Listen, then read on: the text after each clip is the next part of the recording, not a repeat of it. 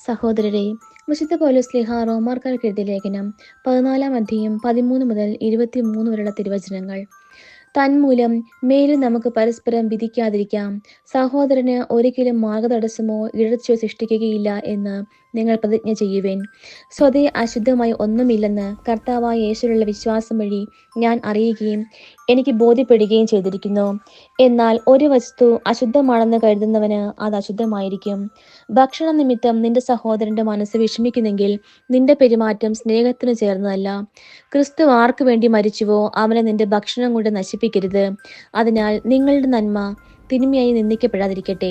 കാരണം ദൈവരാജ്യം എന്നാൽ ഭക്ഷണവും പാനീയവുമല്ല, പ്രത്യുത നീതിയും സമാധാനവും പരിശുദ്ധാത്മാവിനുള്ള സന്തോഷവുമാണ്.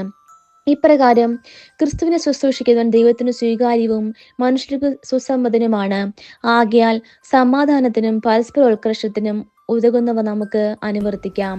ഭക്ഷണത്തിന്റെ പേരിൽ നിങ്ങൾ ദൈവത്തിന്റെ പ്രവൃത്തി നിഷ്ഫലമാക്കരുത്.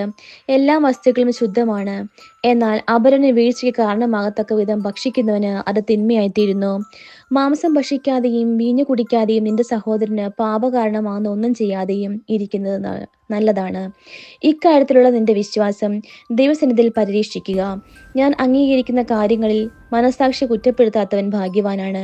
സംശയത്തോടെ ഭക്ഷിക്കുന്നവൻ ശിക്ഷിക്കപ്പെടും. എന്തെന്നാൽ വിശ്വാസമനുസരിച്ചല്ല അവൻ പ്രവർത്തിക്കുന്നത്. വിശ്വാസത്തിൽ നിന്നല്ലാതെ ഉത്ഭവിക്കുന്ന എന്തും പാപമാണ്. നമ്മുടെ കർത്താവായ മിശിഹായ്ക്ക് സ്തുതി.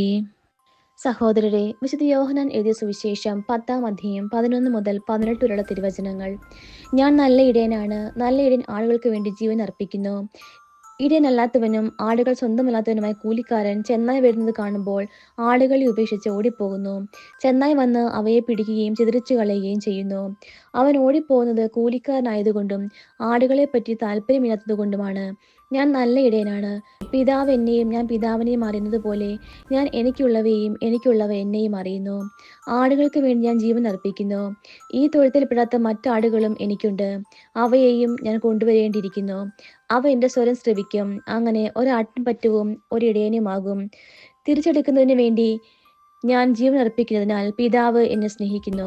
ആരും എന്നിൽ നിന്ന് അത് പിടിച്ചെടുക്കുകയല്ല. ഞാൻ അത് സ്വമനസ്സ് സമർപ്പിക്കുകയാണ്. അത് സമർപ്പിക്കാനും തിരികെ എടുക്കാനും എനിക്ക് അധികാരമുണ്ട്. ഈ കൽപ്പന എൻ്റെ പിതാവിൽ നിന്നാണ് എനിക്ക് ലഭിച്ചത്. നമ്മുടെ കർത്താവായ മിശിഹായ്ക്ക് സ്തുതി.